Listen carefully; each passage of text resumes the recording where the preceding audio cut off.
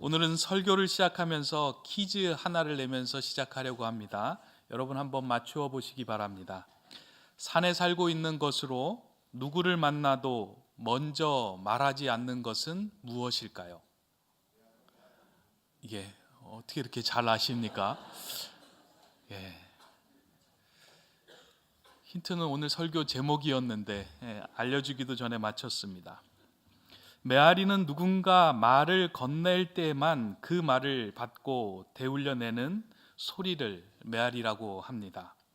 그렇게 메아리의 특징은 자신이 소리를 내는 것이 아니라 상대방의 소리가 있어야만 대울림을 낼 수 있다는 것입니다. 그러면 퀴즈 하나를 더 냅니다. 메아리가 잘 울리는 산은 어떤 산일까요?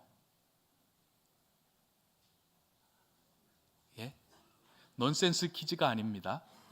메아리가 잘 울리는 산은 높은 산이며 골짜기가 깊으면 깊을수록 메아리는 크고 깊고 멀리 울려 퍼지는 울림을 가질 수 있습니다. 그리스도인으로 살아가면서 우리는 모두 울림이 있는 삶을 살기를 원합니다. 우리의 삶이 울림이 있기 위해서는 먼저 우리를 울리게 하는 말씀을 듣고 그 말씀이 우리 안에 들려와야만 합니다. 우리가 내는 소리로는 우리는 울림이 있는 삶을 살아갈 수 없습니다. 그리고 그 말씀이 깊은 골짜기를 지나는 우리에 들릴 때에 우리가 내는 그 울림은 더 깊고 큰 울림이 되고 그 울림을 듣는 사람들에게는 소망의 메아리가 될 수 있습니다. 지난 15세기 동안 성경 다음으로 끊이지 않고 소망의 메아리를 전하고 있는 경건서적이 하나 있습니다. 4세기의 교부였던 어거스틴이 기록한 고백록이라는 책입니다.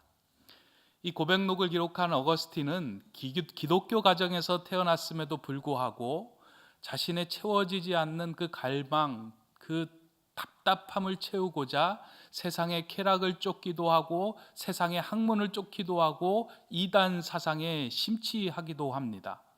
그럼에도 불구하고 그 답답함을 채우지 못해서 그는 어찌할 바를 모릅니다. 그러던 가운데 이 어거스틴이 극적인 회심을 경험하고 하나님께로 돌아섭니다.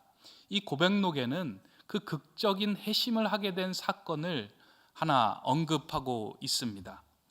어느 날 그 답답함에 사로잡힌 어거스틴이 무화과 나무 아래 앉아서 자신의 답답함을 치며 가슴을 치며 주저앉아서 흐느끼며 울고 있었습니다.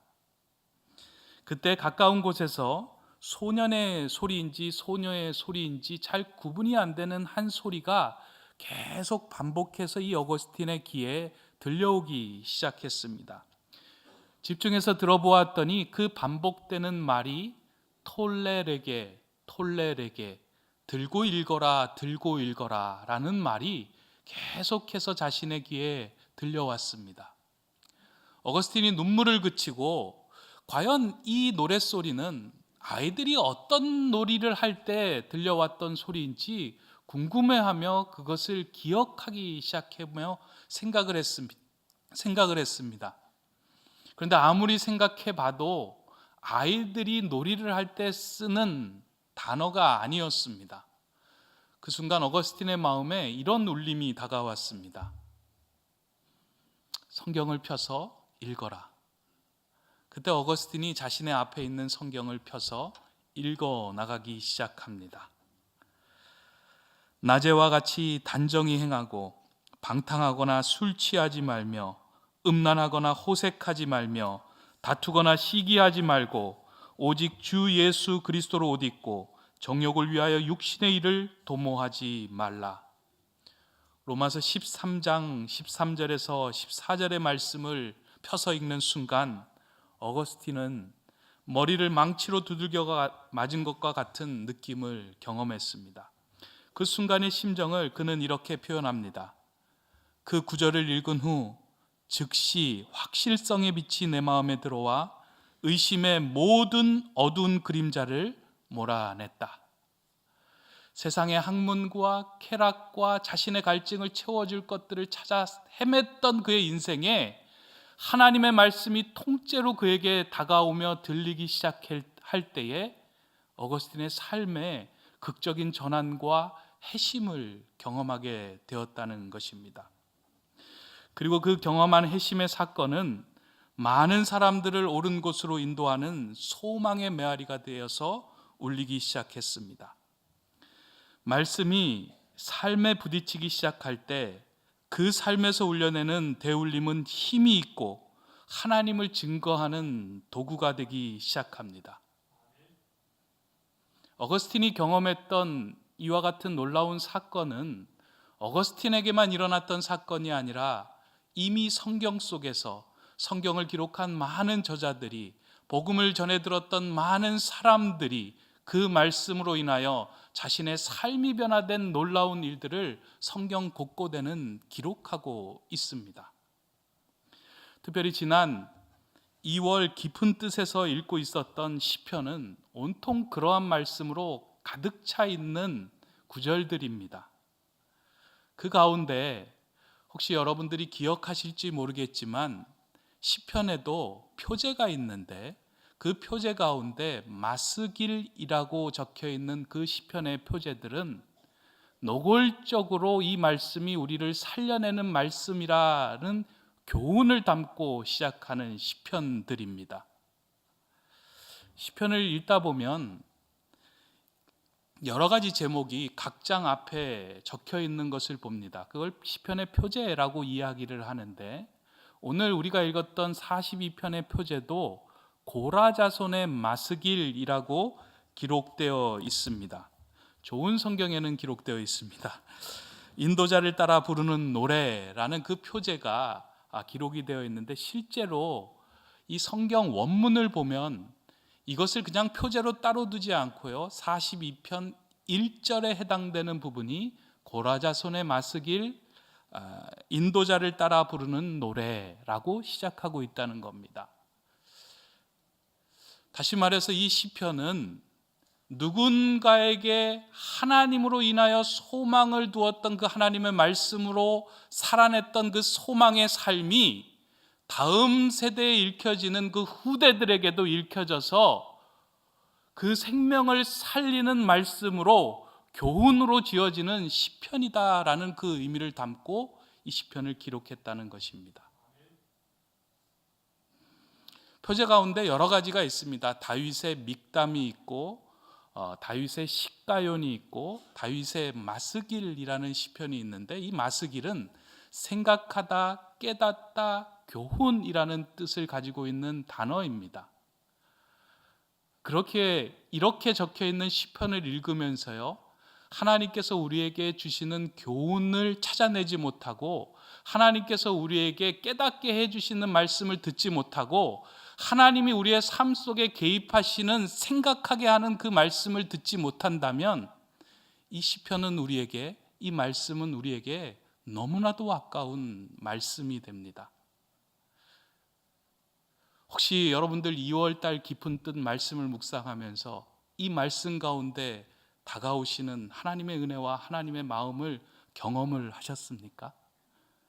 못하셨다면 다시 한번 오늘 말씀을 통하여 하나님의 마음과 말씀을 경험하는 시간 되기를 원합니다.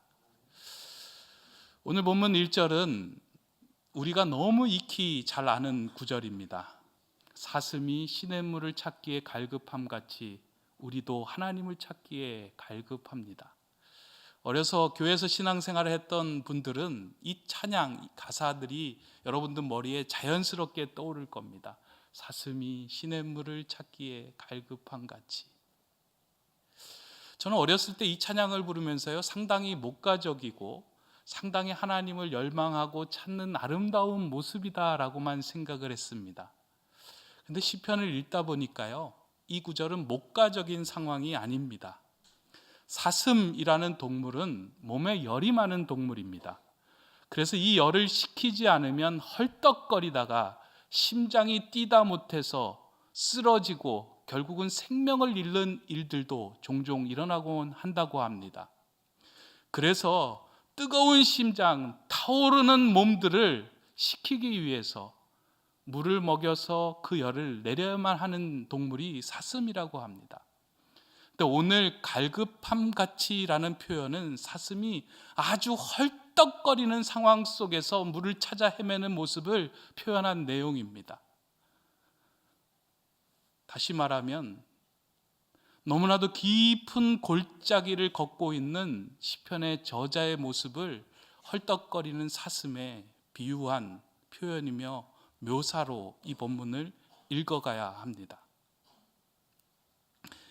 이러한 상황에서 저자는 다른 것을 찾는 것이 아니라 자신의 삶을 회복시킬 하나님을 찾기 시작합니다.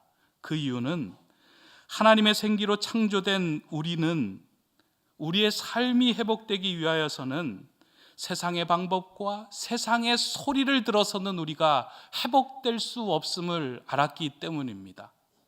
하나님의 생기로 창조된 우리가 회복될 수 있는 중요한 비결은 그 생기 대신 하나님의 말씀을 듣고 하나님을 만날 때에만 우리가 회복될 수 있기 때문입니다. 그것을 정확하게 알고 나는 이제 헐떡거리는 이 심정에서 하나님을 찾습니다 라고 고백한 것입니다. 이 시편을 지었던 고라 자손이라는 인물은요, 출애굽기에 등장하는 인물입니다. 출애굽할 때 모세를 반역하여 당을 짓고 모세의 지도자와 리더십을 반역하면서 하나님의 뜻을 거스린 인물이 고라와 그 일당들입니다. 세상의 소리를 듣고요, 하나님께 소망을 두지 않고 세상에 소망을 두며 세상의 자리를 찾고 얻고자 했던 인물들입니다. 그런데 그들의 결국은 땅이 입을 열어 그들을 삼켜버리고 맙니다. 이러한 것을 경험했던, 그리고 이러한 것을 들었던, 이러한 선조를 두었던 고라 자손들은 삶에서 세상 속에서 우리를 힘들게 하고 지치게 하고 어렵게 하고 절망하게 하는 소리를 들을 때마다 그 자손들은 자신들의 영혼이 위축되지 않기 위하여 자신들이 만나야 할 하나님을 만나고 말씀을 만나고 그 말씀을 자신을 향하여 소리치며 외쳤습니다. 그게 오늘 우리가 읽었던 시편 42편 5절의 말씀입니다. 그들은 자신을 향하여 이렇게 소리칩니다. 내 영혼아, 내가 어찌하여 낙심하며 어찌하여 내 속에서 불안해하는가? 너는 하나님께 소망을 두라. 그가 나타나 도우심으로 말미암아 내가 여전히 찬송하리이다. 이 말씀을 한 번만 외친 것이 아니고요, 세상의 소리가 너무 크게 들리며 하나님이 없다 하는 그 절망적인 상황이 크게 들리지 않도록 자신을 향하여 2번이나 연거푸 11절에서도 동일한 말씀을 고백하며 자신의 영혼에게 외칩니다. 내 영혼아, 내가 어찌하여 낙심하느냐, 불안해하느냐, 절망하느냐. 하나님께 소망을 두라. 제가 이 설교를 준비하면서 제 자신도 영혼이 많이 위축된 상황 속에서 이 말씀이 그대로 제 안으로 들어오는 느낌을 얻었습니다. 영혼이 막 팽창이 되는 느낌을 가졌습니다. 그러면서 지난 시절 목회했던 그 일본에서 6년간 목회했던 그 생각들이 좀 이렇게 지나갔는데요, 7년 전에 제가 일본의 오차노미즈 교회로 담임 목회를 떠나면서 한 가지 오해를 하고 떠난 것이 있습니다. 그 오해는 무엇이냐면, 담임 목사가 되면 자연스럽게 하나님의 말씀을 설교하고 전할 수 있다라는 생각을 한 겁니다.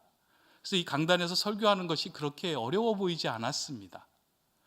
근데 실제로 나가보니까요, 한편의 설교를 준비하기 위해서 얼마나 애를 쓰고 준비하며 눈물을 흘려야 하는지, 그리고 그 설교가 마쳤을 때 공허한 마음이 다가올 때 얼마나 마음이 낙심이 되는지, 주일날 설교하고 돌아가는 그 차 속이나 아니면 걷는 그 길에서요, 제 마음속에 이것밖에 못하냐, 이것밖에 못하냐 하는 그 답답한 마음들이 초창기에 많이 넘쳐났습니다.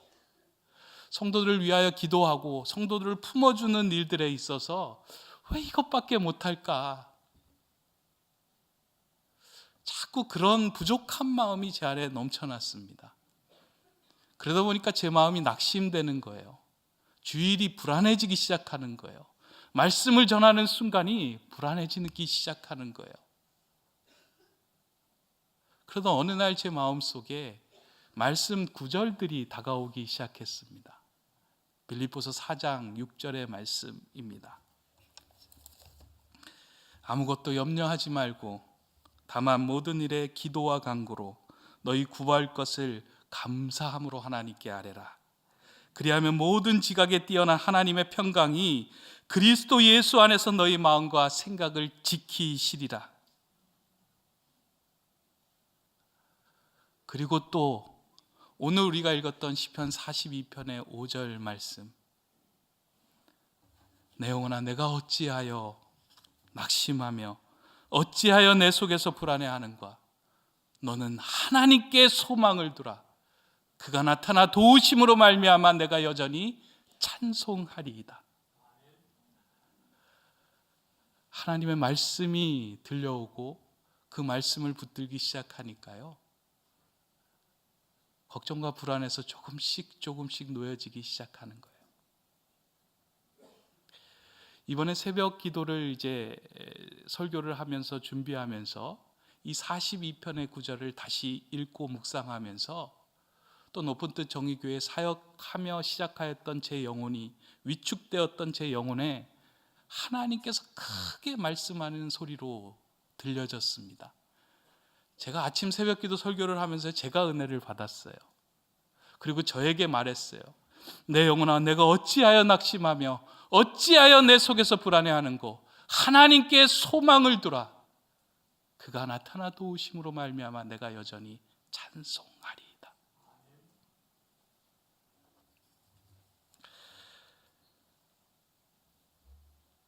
이건 저만의 이야기는 아닐 것입니다. 오늘 이 시간에도 가슴이 답답하여 갈증이 나고 맺혀진 것이 풀어지지 않아서 예배를 드리고 있지만 예배 드리면서도 평안을 누리지 못한 여러분들이 계실 겁니다. 가족의 문제, 관계의 문제, 재정의 문제, 낙심되어 어깨가 처지고 입꼬리가 내려가고 삶의 무거운 짐에 시달려서 이 예배당을 떠나면 어떻게 될까?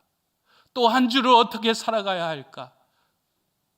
내 삶은 어떻게 될 것인가 하는 그 불안감에 시달린, 그리고 답답해 있는 여러분들이 계실 겁니다. 그런 우리를 살리는 것은 신학적인 논리도 아니고 그 어떤 화려한 이야기도 아니고 세상의 소리도 아닙니다. 하나님의 생기로 지어진 우리 가운데 하나님의 온전한 그 순전한 말씀이 우리 안에 다가오기 시작할 때 우리는 일어설 수 있습니다. 저는 오늘 설교를 준비하면서요, 그 마음으로 준비를 했어요.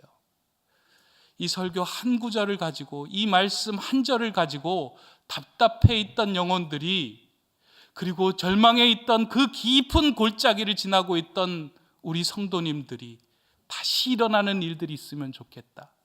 하나님께서 그 교훈, 그 말쓰기를 오늘 이 자리에서 우리에게 전해주고 계시면 좋겠다. 그 생각이 들었습니다. 오늘 본문을 저와 함께 여러분들이 함께 읽었으면 좋겠어요. 이 5절의 말씀을 읽을 때요, 그냥 너무 가볍게 읽지 마시고요, 힘을 주어서 여러분들의 위축되고 수축되고 쪼그라들었던 영혼과 하나님께 소망을 잃어버린 그 마음을 향하여 크게 외치며 한번 읽었으면 좋겠습니다. 5절의 말씀을 함께 읽기를 원합니다. 시작. 내 영혼아 내가 어찌하여 낙심하며 어찌하여 내 속에서 불안해하는고? 너는 하나님께 소망을 두라. 그가 나타나 도우심으로 말미암아 내가 여전히 찬송하리이다. 이 생명의 말씀이 한 주간 내내 평생의 여러분들 가슴에 절망의 골짜기를 지날 때마다 들려오는 메아리가 되기를 원합니다. 예수님께서 이 땅에 오셔서 복음을 전하시고 하나님의 나라에 대한 말씀을 전하였습니다. 그 복음을 듣고 하나님의 나라에 대한 이야기를 들었던 모든 사람들은 다시 세상을 향하여 들었던 소망의 복음을 외치기 시작했습니다. 그렇게 울려 퍼진 소망의 메아리들이 마스길이 되었고 성경이 되었습니다. 그것이 오늘 우리 손에 들린 말씀이고 생명책입니다. 오늘 우리의 교회가 세상에 울림을 주지 못한다라고 이야기를 합니다. 오늘 우리의 그리스도인이 세상에 울림을 주지 못하는 그리스도인이 되었다라고 세상도 말하고 우리도 말하고 있습니다. 교회가 울림을 주지 못하는 이유는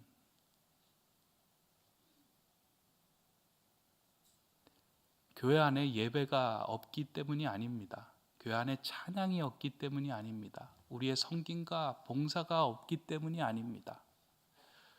우리가 울림이 없는 이유는 우리를 울려야 할 하나님의 말씀이 우리 가슴에 와닿지 않기 때문입니다. 생명의 순전한 하나님의 말씀이 우리의 삶을 울리는 경험을 하지 못했기 때문입니다.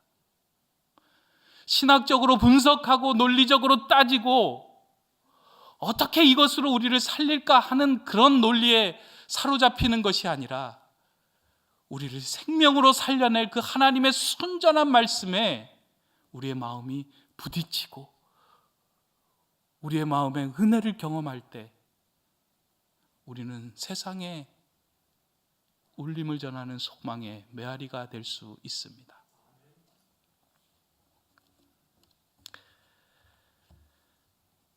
하나님께서 우리를 이 땅에 두신 가장 큰 소명이 있다면 우리의 삶의 자리에서 하나님이 주신 말씀으로 인하여 모든 상황을 넉넉히 이겨나가는 그 소망의 메아리가 되는 삶이 되기를 원하십니다. 이제 우리는 우리가 들었던 말씀을 내 자신을 향하여 외치는 것뿐만 아니라 세상에 나가 내가 경험한 그 소망의 하나님을 전하는 소망의 메아리가 되어야 할 것입니다. 그리고 다른 분들에게도 전해줘야 합니다. 내가 어찌하여 낙심하느냐? 내가 어찌하여 낭망하느냐? 내가 어찌하여 불안해하느냐? 하나님께 소망이 있다. 그 하나님이 나를 살리셨다. 그 소망을 전하는 것, 그 메아리가 되는 것만으로도 우리는 충분합니다. 이제 말씀을 맺으려고 합니다. 설교를 준비하고 정리하는데 이렇게 과거에 들었던 한 그 경구가 떠올랐어요. 조지 버나드 쇼라는 극작가가 이야기했던 말인데, 청춘은 청춘에게 주기에는 아깝다. 왜 그런 말이 갑자기 떠오른지는 몰랐는데 이렇게 말씀을 정리하면서 그런 생각이 들었어요. 말씀을 교회에게 주기에는 아깝다. 말씀을 성도에게 주기에는 아깝다. 이게 무슨 의미인지 아실 겁니다. 교회는 말씀이 있어야 하고 성도는 말씀이 있어야 하는데 그 말씀의 능력을 제대로 경험하거나 맛보지 못하고 살아가는 우리를 향한 하나님의 외침처럼 들렸기 때문입니다. 말씀이 없는 목사, 자신의 소리만 내는 목사, 말씀이 없는 성도, 자신의 이야기만 하는 성도, 말씀이 없는 교회, 자신의 이야기만 하는 교회, 그 교회가 세상의 울림이 되지 못하기 때문입니다.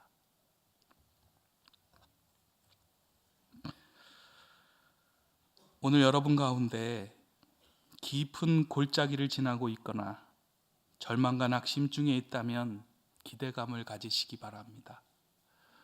혹시 오늘 예배 오기 전에 거울을 보았을 때 너무 입꼬리가 처져 있거나 어깨가 무거워 낙심 중에 있다면 여러분들의 영혼을 향하여 그 거울 앞에 서서 외치시기 바랍니다. 내 영혼아, 내가 어찌하여 불안해하는가? 내가 어찌하여 낙심하는가? 너는 하나님께 소망을 두라. 거울에 비친 자신을 향하여 소리치며 회복되시기를 바랍니다. 깊은 골짜기를 걸어갈 때 들려오는 그 말씀으로 살아간 인생에는 그 삶은 누군가를 살리는 또 하나의 소망의 메아리가 됩니다. 오늘 예배하는 여러분들 모두가 그 소망의 메아리가 되기를 주님의 이름으로 축원합니다. 기도하겠습니다. 사랑의 주님, 우리 손에 들려주신 생명의 말씀을 이제 다시 붙듭니다. 삶의 깊은 골짜기를 지날 때에 말씀이 육신이 되어 다가오시는 주님의 음성에 위축되었던 영혼과 삶이 회복되는 은혜를 누리게 하여 주시옵소서. 그리고 회복된 삶의 이야기를 소망의 메아리로 전하며 살아가는 복음의 증인되게 하여 주시옵소서. 마스길 그 소망의 메아리를 이 땅에서 삶으로 증거하는 울림이 있는 성도 되게 하여 주시옵소서. 예수 그리스도의 이름으로 기도합니다. 아멘.